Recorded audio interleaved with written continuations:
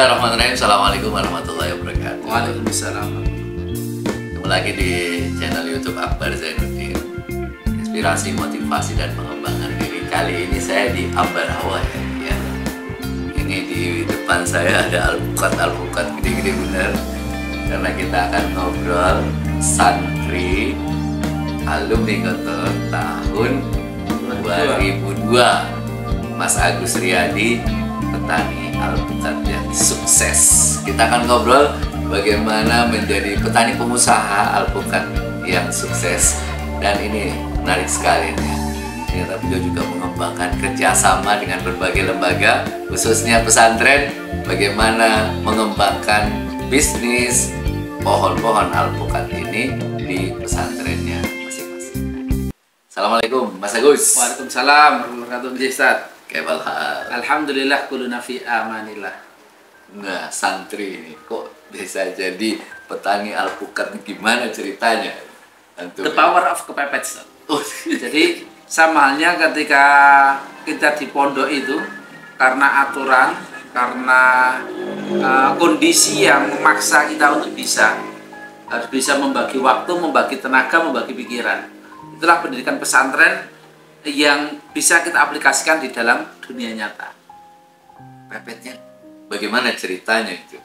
Ketika dulu di pesantren, alhamdulillah disupport oleh orang tua. Qadarullah ketika lulus dari pesantren, pengen kuliah, ada keinginan tetapi tidak ada kemampuan, utamanya di bidang finansial atau dalam bahasa kerennya ati karep bondo cuper. Keinginan ada tetapi finansialnya tidak ada. Jadi ini tidak menjadikan kita ini pupus harapan untuk tidak melakukan sesuatu. Jadi ketika ada tantangan, ketika ada masalah, rintangan, jadikan sebagai tantangan, jangan jadikan sebagai hambatan. Ini singkat ceritanya kuliah sambil jualan lah kok. Kalau dulu sih konsep di durian ya. Oh, pertama kali durian. Di durian jualan. Nah, qadarullah saya ini jadi sarjana karena jualan durian, bangkrut jatuh miskin ya gara-gara durian, maka titel sarjana saya SPDI, sarjana penjual durian. 2010 bangkrut, banyak hutang, gaji ngajar itu sekitar 500.000, hutang di atas 100 juta. Ketika kalkulator itu saya gunakan itu trouble. Kenapa? Karena gaji saya kalau saya gunakan untuk nyaru utang itu 13 tahun baru kelar. Itu anak istri suruh puasa semua itu. Jadi gajinya nggak makan. Untuk nyaru utang, nggak bisa makan. Maka dari itu saya berpikir kita sebagai umat manusia, ketika pada titik rendah kami ya, itu sempat down, tidak bisa berpikir. Tapi alhamdulillah santri itu jangan kehilangan jati diri. Punya pegangan hidup. Al-Quran itu jangan hanya sebagai hiasan, tapi sebagai benar-benar pedoman hidup. Alhamdulillah masih diingatkan Allah dengan Al-Baqarah ayat terakhir. La yukallifullahu nafsan illa wus'aha. Wah, Allah ini tanggung jawab nih. Saya dikasih ujian nih sama Allah, Allah pasti kasih jalan keluar. Maka dari situ saya belajar untuk tidak menjadi manusia gaib, tidak menjadi makhluk gaib. Karena makhluk gaib itu selain jin, jelangkong, dan lain sebagainya, itu adalah orang punya hutang. Orang yang punya hutang itu gampang sekali menjadi makhluk gaib.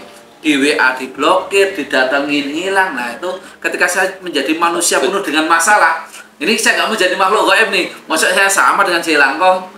Maka ketika ditagih saya harus ada, meskipun nggak bisa nyarutang, tapi harus komunikatif. Ya akhirnya karena keadaan itu saya sering diajak oleh dinas pertanian baik kabupaten, provinsi Jawa Tengah itu pameran-pameran, baik tingkat kabupaten, provinsi ataupun nasional. Bahkan saya dulu suka dikasih amanah menjadi juri lomba buah tingkat provinsi Jawa Tengah.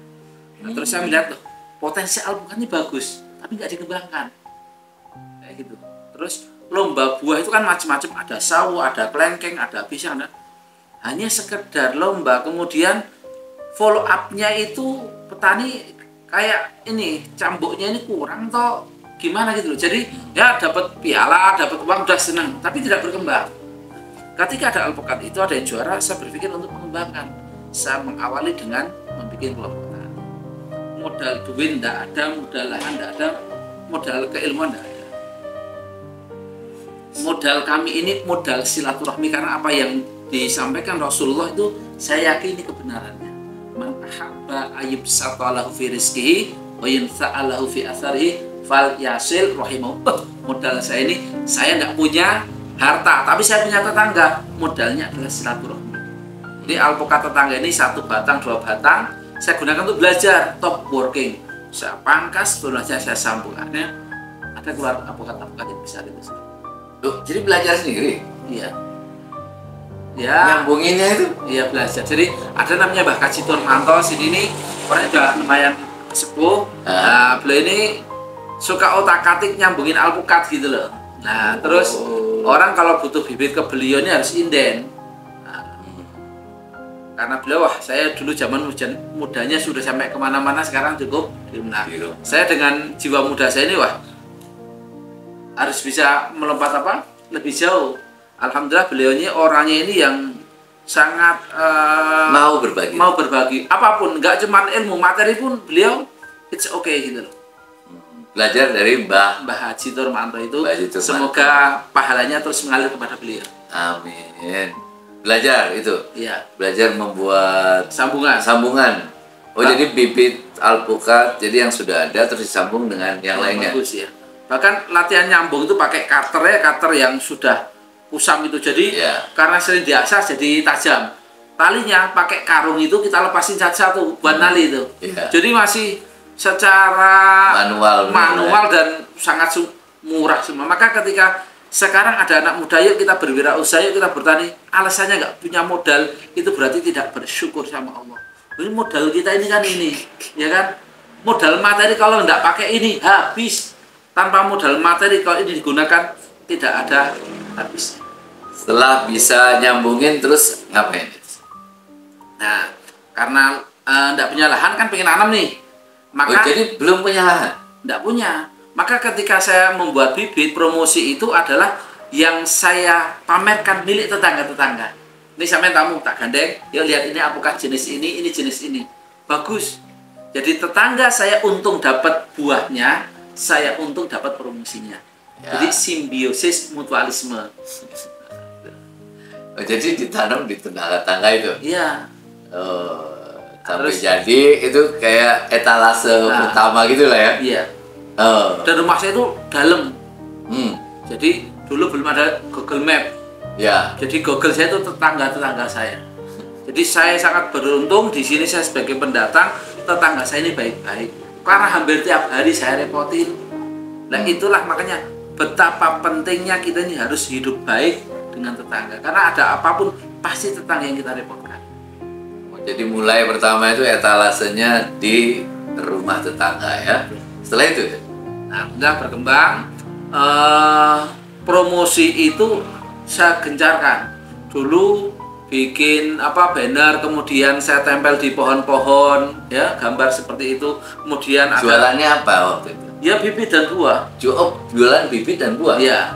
Nah, kemudian kita kasih nama Pusbikat, pusat bibit dan buah alpukat, termasuk diantaranya majalah Gontor seperti ini. Nah, wah, itu udah masuk majalah ya.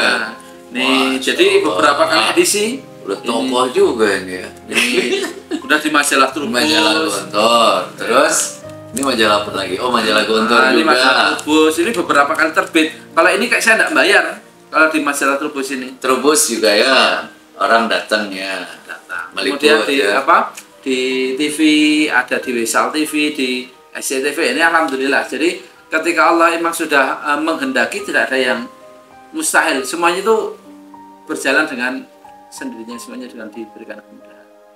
Jadi jualan bibit sampai sekarang. Alhamdulillah sampai sekarang. Nah, termasuk alhamdulillah saat ini kita bisa nanam alpukat itu baik di Jawa, Sumatera. Alhamdulillah sekarang cabang Kalimantan juga sudah mulai ada.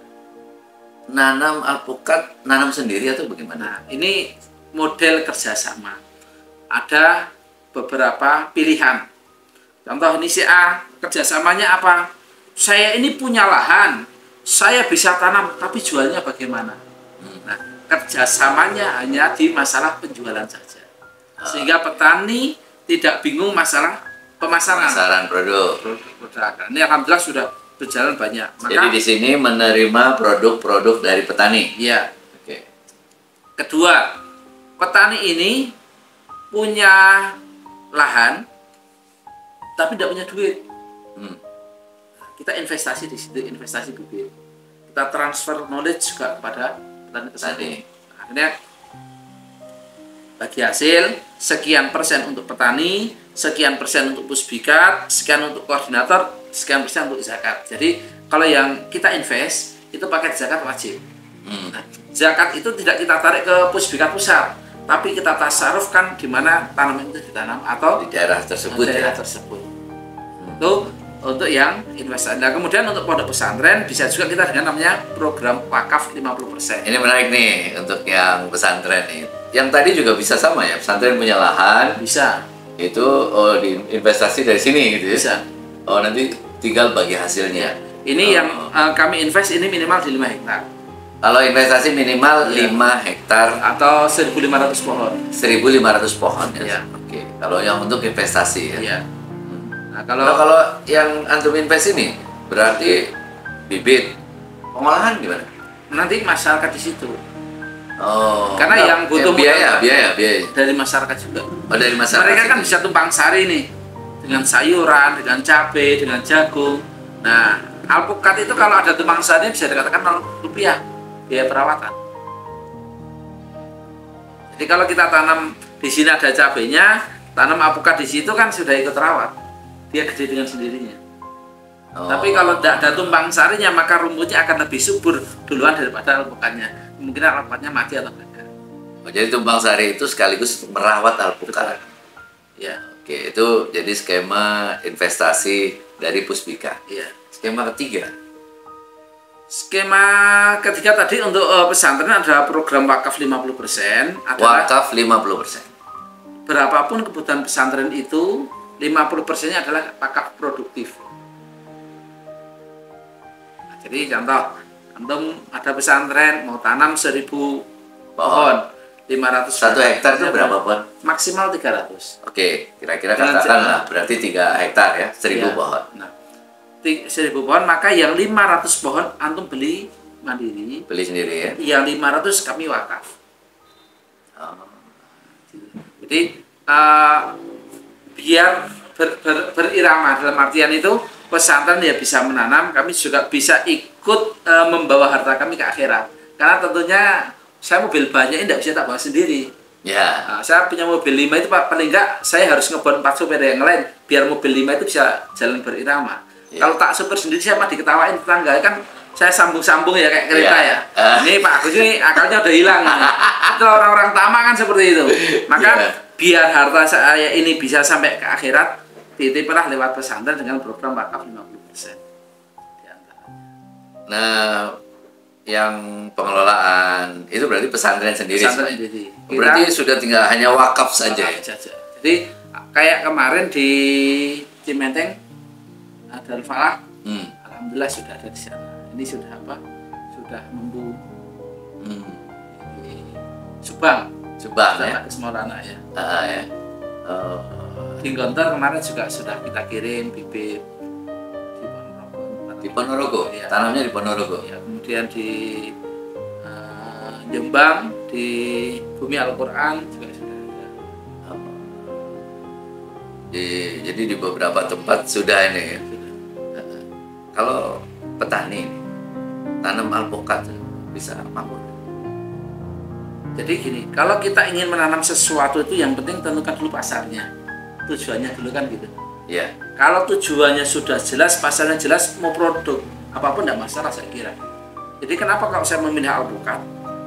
Alpukat ini bagi kami adalah buah yang kaya gizi, bikin badan sehat dan kantong berisi. Badan sehat ini segala umur bisa konsumsi alpukat. Ya, dari balita sampai lansia boleh. Ya, tapi ketika saya durian, itu orang yang harus sehat jasmani dan sehat ekonomi. Iya. Mahasiswa sehat secara jasmani, ekonominya belum sehat. Kalau mau beli durian mintanya yang murah. Ya. Ketika udah jadi pejabat, ekonomi sehat, badannya gak sehat. Ketika kasih durian bagus, kolesterol, asam urat, wah, lain sebagainya. Nah, kalau ini menyehatkan. Kemudian sampai usia kapanpun ini ya? Boleh. Iya. Bahkan ini bagus untuk kesehatan. Kemudian bagaimana bisa memakmurkan apa tidak. Usaha itu berhasil atau tidak bukan hanya karena wawancara. Dengan apa? Bukti real yang bisa dilihat. Iya betul. Saya katakan bisnis, oke, Anda cobalah bisnis air ini dengan bla bla bla bla bla, kelebihan dan keuntungannya. Contohnya, jangan lihat mereknya ya, ini contoh aja. Gitu loh. Dengan contoh bisnis ini kamu akan untungin gini. Tetapi setelah sekian tahun saya menakoni bisnis ini, kok hidup saya masih seperti itu saja. Dalam artian menguntungkan enggak? Ya tidak kurang lah ya. Karena realnya Agus itu tetap awet miskin kok dia kok. Gitu. Tapi mohon maaf, saya beli bisnis air ini, saya katakan jangan bisnis air, nggak beruntung. Tapi dari bisnis air ini saya bisa beli rumah, beli mobil, beli sawah, itu saya menguntungkan nggak? Menguntungkan. Sama dengan alpukat ini, lihat aja real yang ada di lapangan. Maka kalau ingin tahu saya, fas'al an korinihi, tanya teman-teman saya, tanya tetangga saya itu kemarin seperti apa, sekarang seperti apa. Oh jangan-jangan duitnya hasil jual aspal nanti. Jangan-jangan hasil jual proposal kan kayak gitu. Nah, kalau tetangga insya Allah bisa melihat rekam jejak saya itu, keseharian saya itu sangat terbaca oleh tetangga. Kalau saya misalnya ya pengen bertani alpukat, kira-kira minimal berapa pohon yang skala ekonominya dapat lah? Ya paling enggak di angka 5 hektar itu. Dalam artian sebenarnya juga banyak sedikit itu tergantung orangnya. Guru saya Mbah Kaji Turmanto itu tanam sekitar 80 pohon per tahun 300 juta. 80? Ya. 80 pohon itu berapa hektar? Kalau di sini jangan tanya hektar, di sini lahan buat maksiat lebih laku daripada buat tanam alpukat. Gitu loh. Jadi berat kalau di sini tanya hektaran. Dia hanya spot-spot pekarangan, dia bertanam muat 10 pohon, muat 5 pohon, 20 pohon. Jadi beberapa titik itu ngumpul sekitar 80 pohon. Oh jadi nggak perlu jauh-jauh gitu ya, jarak-jarak. Di sini kalau mau cari hektaran ya sangat mustahil di sini sulit. Oh, jadi 80 pohon menghasilkan 300 juta. Umurnya sudah di atas 20 tahun.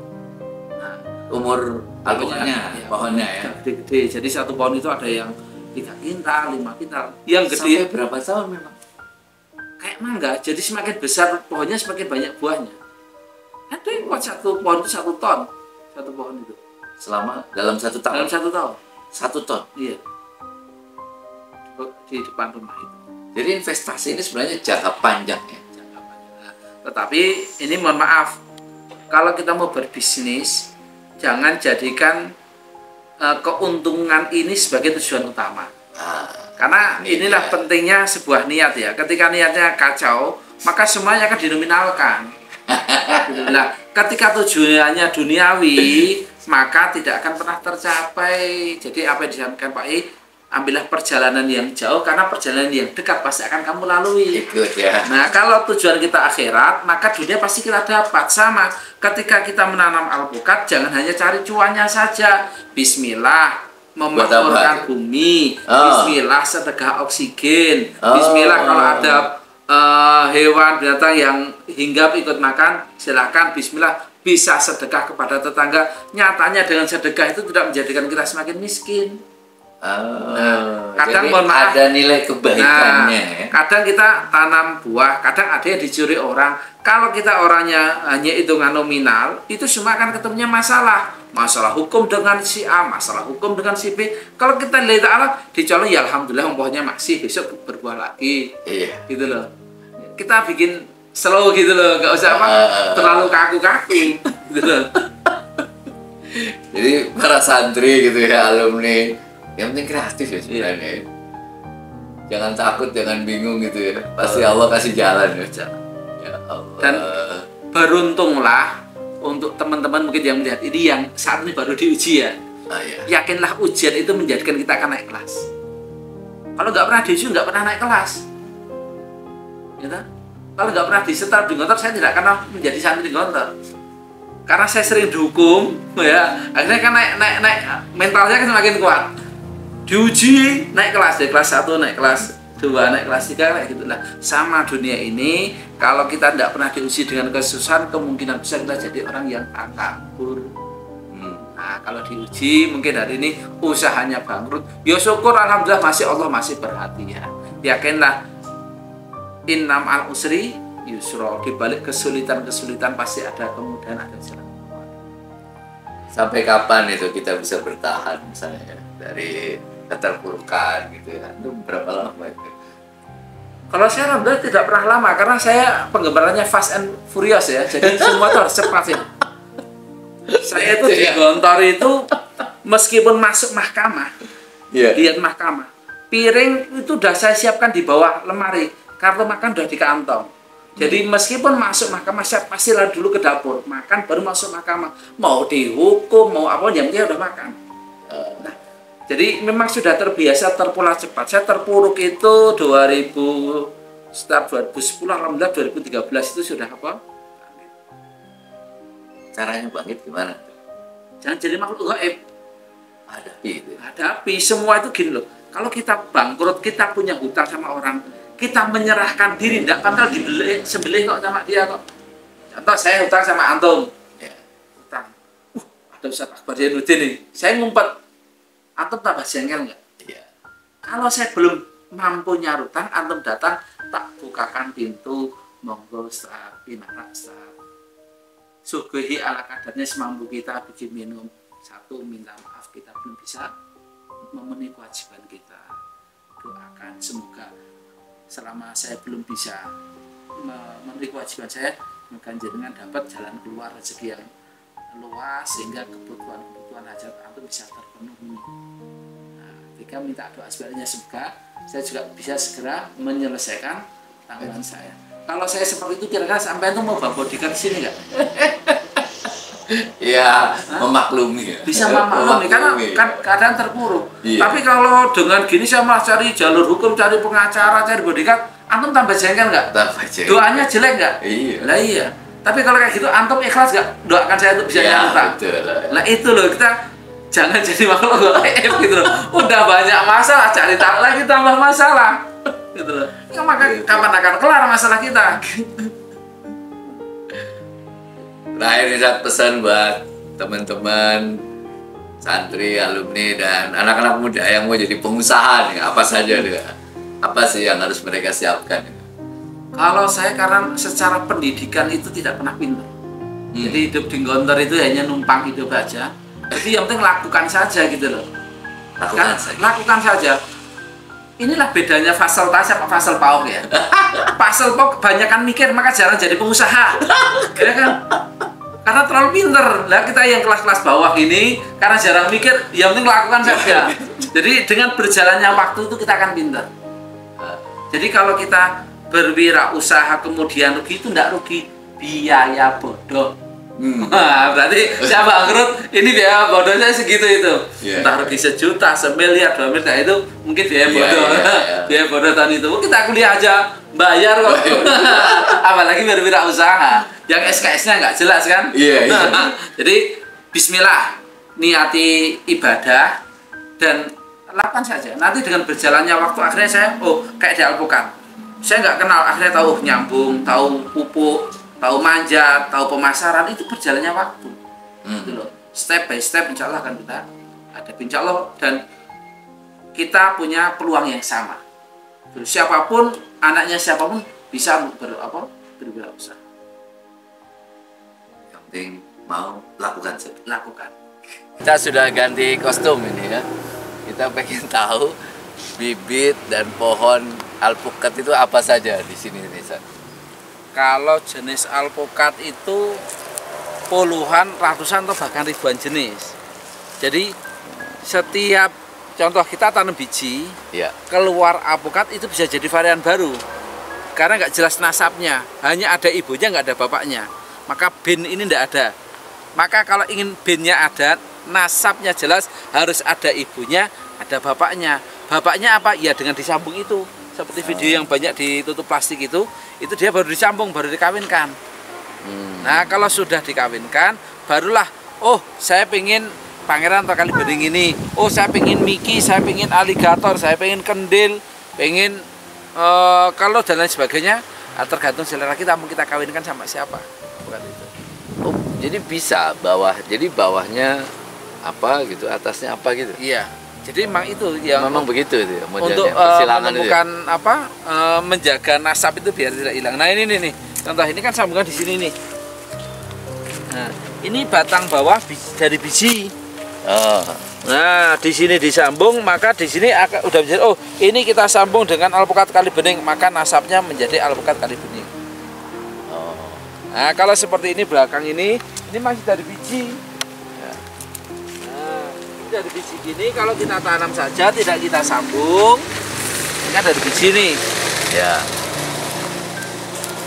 nah, ini hanya dari biji kok kita tanam tidak disambung keluar buah ya nasabnya nggak jelas, entah bulat entah lonjong, suka-suka kita mau kita kasih nama apa. Tapi kok misalnya nih ya, katakan ini yang apa nih? Ini pangeran kali bening. Pangeran itu ya. Misalnya kita mau menciptakan bibit pangeran lagi, itu gimana caranya? Ini mata tunas ini kita ambil untuk kita sambungkan. Oh, mata tunasnya ini kita ambil, kita untuk tempelkan ke sini. kita tempelkan di di bibit yang apa saja gitu ya? Nah, ini kan nggak jelas nih. Ya, Permaisurinya nggak jelas. ya, Tapi rajanya kan jelas. ya. Kalau ini dikawinkan tetap jadi anak raja nggak? Oh iya, tetap jadi ini yang Jadi ini kan gitu. Karena nasab itu ikut bapaknya nggak ikut ibunya. ikut yang atasnya Ikut ya? yang berarti ya? atasnya. Oh. Nah, meskipun batang bawah ini tetap ada pengaruhnya. Tapi sebagian besar dipengaruhi oleh atasnya.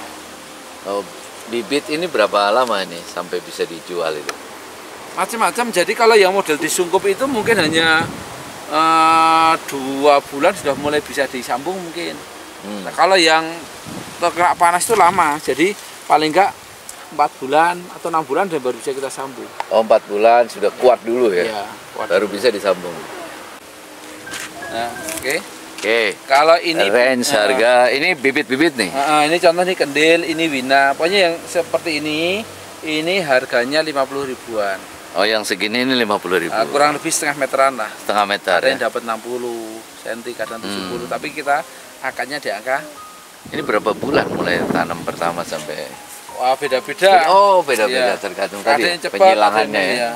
Dan kalau yang sudah setinggi ini 100.000 berbuah. Kalau perawatan bagus, tanahnya subur, kadang 2 tahun sudah berbuah. Oh, ini 3 tahun berbuah. Ya. Teknik perawatan alpukat itu seperti apa? Satu, karena di sini ada sambungan. Ini Ya. kan sambungan. Setiap tunas di bawah sambungan sini ini wajib dibuang. Tunasnya wajib dibuang. Nah, di bawah sambungan sini. Kalau ada tunas liar nggak dibuang, maka sambungan atasnya akan kalah, dia akan mati. Oh. Maka di sini wajib dibuang sudah. Kalau sudah hidup, tanam di tempat yang terbuka full. Oh. Kalau tempat itu banyak naungan, pertumbuhannya akan seperti cemara tinggi. Maka kalau tinggi melencar ke atas, buahnya sedikit. Tapi kalau bisa kayak payung, kayak jamur, pohonnya nggak tinggi, buahnya banyak. Dengan apa? Satu, tempat tinggi, kedua adalah pruning. Contoh sekian ini ya. Ini bisa kita pangkas di sini. Oh, dipangkas. Nah, ya. ini di sini kita pangkas, ya. Sini ya Potong, dipangkas. Maka ini tunas yang samping ini ya akan menjadi banyak ke atas. Nah, pemangkasan ini sesuai dengan selera dan kebutuhan. Maksudnya selera. Contoh kita skala perkebunan lebih baik pendek-pendek semua. Kalau nanamnya di depan rumah biar tetap bisa untuk parkir, untuk lewat, maka yang sampingnya dulu dibuangin semua. Nanti kalau sudah di atas 3 meter atau 4 meter baru dicabangkan. Oh. Jadi Oh, bisa lebih diatur fleksibel, ya. ya. Apakah tinggi atau ke samping gitu ya? Iya. Pupuknya. Pupuk utamanya adalah pupuk kandang. Nah, ada yang masih mendel seperti ini, ya kan? Atau yang sudah di slab atau dihancurkan, lebih baik yang sudah dihancurkan slab. Nah, ini contoh tadi tunas liar kayak gini kan, ini nembur di sini wajib dibuang ini. Tadi antum bilang pemasaran kan diambil di sini berarti. Sir. Jadi Itu gimana polanya? standarnya itu di Jakarta. Oh, Jakarta. Kalau atau di gudang Pusbika. Kalau dari Sumatera tidak harus sampai ke Ambarawa. Nanti langsung kirim, kita handle di Jakarta. Kalau mungkin Jawa Timur cukuplah mungkin dikirim ke sini atau di sekitar sini. Oh, jadi Jawa di Ambarawa ke sini lah ya. Iya. Jadi kirim semuanya ke sini. Ya, gitu contoh ya. Jawa Barat pun tergantung bisa kirim langsung Jakarta atau kadang ke langsung ke Jakarta Bandung atau langsung ke Bandung atau Ambarawa. sini ya. Oh, ada beberapa titik Opsi, ya. betul. Jadi namanya pasar tuh kadang mana yang ramai kan enggak mesti. Ya. Gitu loh. Pokoknya berapapun diambil. Insya Allah.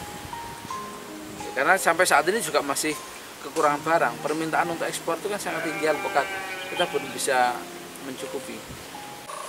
Ini berarti antum ini sudah berapa lama nih menekuni dunia alpukat? Mulai konsentrasi di 2011. 2011 ya? Sekarang 2023 12 tahun. 12 tahun. Itu konsennya, kalau sebelumnya sih ya sejak dulu zaman masih sekolah sudah bantu orang tua untuk hanya trading saja ya, penjualan alpukat itu hanya sebagai pelengkap aja. Perjalanan 11 tahun ini ya antum menggeluti alpukat, apa hikmah dan pelajaran-pelajaran hidup yang penting yang antum dapatkan? Satu, tujuan hidup itu penting. Jadi sebagai moto Pusbika itu kan tebar manfaat bagi umat. Saya sangat bersyukur ketika usaha ini bisa diambil manfaatnya untuk orang. Jadi alhamdulillah dari media sosial kita gunakan baik YouTube, TikTok dan lain sebagainya itu, ketika membaca Pusbika rata-rata komennya positif. Ada orang terinspirasi, kemudian ada juga yang menyemangati. Bahkan ada orang itu yang melihat rekam jejak kita, tapi tidak pernah berhubungan. 3 tahun berikutnya baru ngubungin. Saya ini ngikuti hidup antum. Nah, sama dengan follower antum ini, saya yakin yang banyak yang belum ketemu daripada yang sudah ketemu. Tapi dari video-video antum ini orang kemudian terinspirasi, kemudian juga bisa mengambil hikmahnya. Ini satu. Tujuan hidup saya menjadi khairun nasi ahsanuhum khuluqan wa anfa'um linnas. Ketika saya bisa bermanfaat, wah ini kebahagiaan tersendiri. Kemudian hikmahnya adalah usaha ini tidak semata-mata harus dengan modal materi. Modal silaturahmi bagi kami lebih penting daripada sekedar modal materi. Berikutnya adalah menjaga kepercayaan, karena membangun sebuah usaha itu butuh power, butuh tenaga, butuh waktu, tapi menghancurkannya hanya dengan sekejap mata. Maka jangan sekali-kali kita ini karena mencari keuntungan kemudian menghalalkan segala macam cara yang mengakibatkan hilangnya kepercayaan pada kita. Masya Allah. Ini kalau ingin menghubungi Pusbika atau menghubungi antum ke siapa sini? Ya alhamdulillah di situ ada. Jadi 081 325 327 328. Ini nomor antum ya? Nomor saya. Nah, ya. Jadi insya Allah nomornya nggak ganti-ganti lah. Nah itu akan media sosial di bawah itu juga juga ada, nanti bisa nyambung silaturahmi. Oke. Agus Riyadi, ya? Mas Agus Riyadi. Mau lakukan saja. Lakukan. Luar biasa ya. Syukran. Terima kasih banyak nih. Siap. Ini menginspirasi sekali. Jadi bisnis alpukat, bisnis apapun itu lakukan saja, udah ya. Nggak usah banyak mikir ya. Insya Allah kita akan banyak belajar dari perjalanan kita. Mudah-mudahan bermanfaat.